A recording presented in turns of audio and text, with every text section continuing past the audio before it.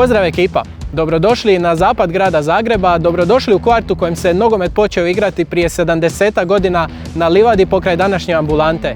Dobrodošli u dom prvaka Supersport prve nogometne lige i budućeg člana najvišeg elitnog ranga hrvatskog nogometa Supersport HNL-a.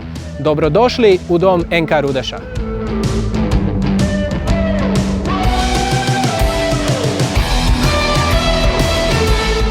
Dobrodošli isto tako i u Super 7 specijal. Moje ime je Matej Petković, a ja ću danas vama prepričati, ispričati i pokazati kako je to Rudeš proslavio svoj naslov prvaka.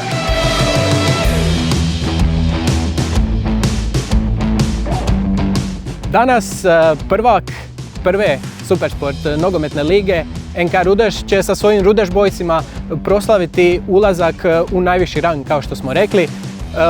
U prošlom tjednu, prošlog vikenda u utakmici protiv Cibalije plavi momci su proslavili naslov prvaka i tako ga i matematički osigurali sa remijem u Vinkovcima. Danas ih dočekuje Vukovar 91. Drugoplasirana momčad lige. Ono što je zanimljivo da i prva i druga momčad prve nogometne lige imaju istu gol razliku 55:24, ali naši današnji domaćini i aktualni prvaci imaju 4 boda više, što znači da su spremni, da su sigurni i da su novi članovi najvišeg elitnog ranga. Ono što treba istaknuti je da današnji naši domaćini po drugi puta osvajaju drugi rang natjecanja u nogometu u Hrvatskoj. Prvi puta su to učinili u sezoni 16-17, pa su u sezonama 17-18 i 18-19 bili članovi prve lige. Dakle, sljedeće sezone će im biti to treća sezona u prvoj HNL, a po ovome što smo vidjeli u drugoj ligi čeka ih dosta posla i čeka ih, nadamo se, i za njih jedna zanimljiva i uspješna sezona. Njihov najveći uspjeh u elitnom rangu natjecanja u sadašnjem Supersport HNL-u bilo je 8. mjesto u njihovoj debitantskoj sezoni. Tada su osvojili 40 bodova. Moramo primijetiti da bi to u ovoj sezoni bilo dovoljno za 8. mjesto, što bi bio sigurno uspjeh u slučaju da to odrade sljedeće sezone. Vidimo da atmosfera već polako postaje vatrena. Danas su Rudeš Boysi pripremili mnoga iznenađenja, pa ćemo sve to prikazati u kasnijem dijelu. Uz to ćemo još razgovarati i sa sportskim direktorom i direktorom kluba te sa igračima. Čeka nas jedan lijepi pravi nogometni dan ovdje na zapadu grada Zagreba, zato idemo.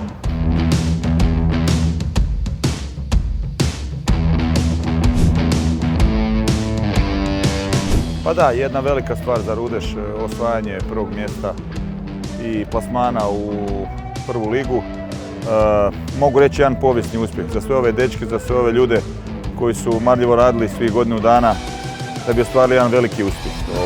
Ja sam jako sretan, imam stvarno 5-6 titula u prvoj ligi, 5-6 skupova, ali ovo je jedna posebna zadovoljština. Nikad nisam osvojio drugu ligu, tako da je ovo bio mukotrpno. Cijelu sezonu smo marljivo radili, svi ljudi koji su bili oko kluba. Ja im s ovim putem zahvaljujem i predsjedniku i direktoru i dopredsjedniku, svima koji su dali tu jednu energiju, jer stvarno smo mukotrpno radili cijelu godinu za jedan veliki uspjeh.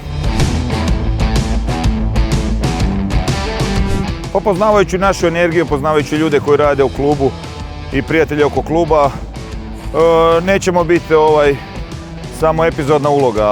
Cilj Rudeša je biti jedan stabilan prvoligaš i mi idemo u tom smjeru. Znamo da je ovo jedan veliki zalogaj, da je financijski dio jako drugačiji od velika financijska razlika između prve i druge lige. S tim smo upoznati, imamo iskustvo i ja mislim da ćemo u dobrom kadroviranju uspjeti napraviti jedan zapažen rezultat u prvoj ligi. Pa Varaždin svakako može biti primjer, jer mi smo sa Varaždinom imali borbu i prošle godine koja je bila do samog kraja neizvjesna. Znači bili smo al pari sa Varaždinom, čak smo ga i pobijedili kući. Oni su napravili jednu dobru politiku, odabrali su jedan dobar put i pokazali su da se može. Svi su mislili na kraju prošle sezone, ispašće Varaždin, Varaždin tek ulazi, ali pokazalo se da su napravili dobru stvar, tako i mi mislimo napraviti jednu dobru stvar i naravno ostati u prvoj ligi.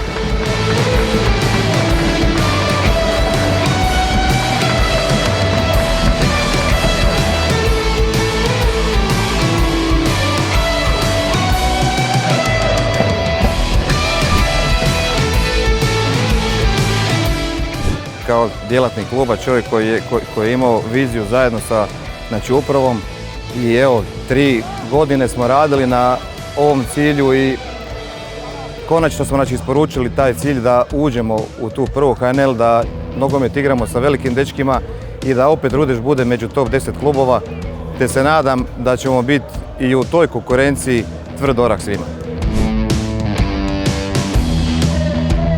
Nova uprava radi na taj način da potez uvijek bude poruka.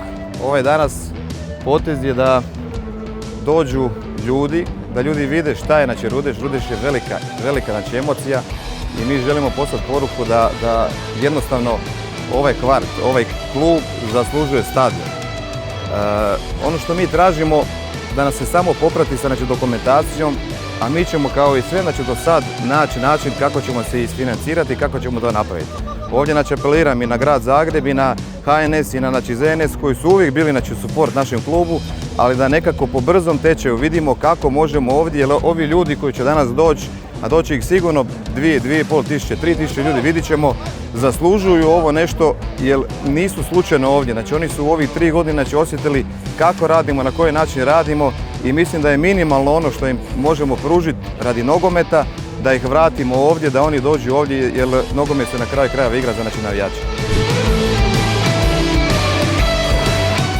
Prva stvar tu ispod naše tribine Blaženog Čalezija sigurno ne, jer uvjeti za to nisu zadovoljavajući. Drugo pitanje Kranjčevićeva, da, to smo prijavili, to smo licencirali i uvijek kad si podstanar, to nije normalna situacija, mi ćemo očito morati biti gosti stalno, ali dečki će se morati prilagoditi i dečki će morati to isporučiti. Treća varijanta, postoji kroz nekakve razgovore da to bude Zaprešić, vidit ćemo.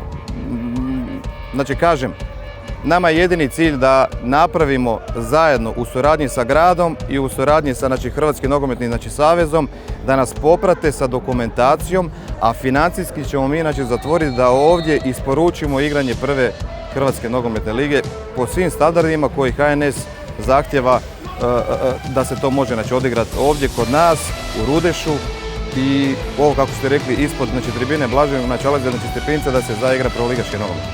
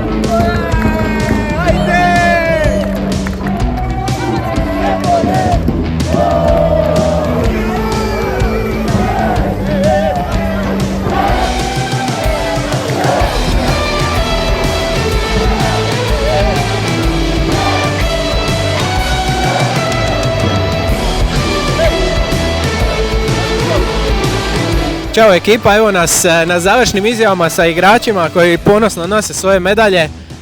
Krenut ćemo sa Aleksom, igračem sezone prema izboru Rudeš Boysa. Aleksa, jesi ponosan što si osvojio drugu ligu i postao prvoligaš?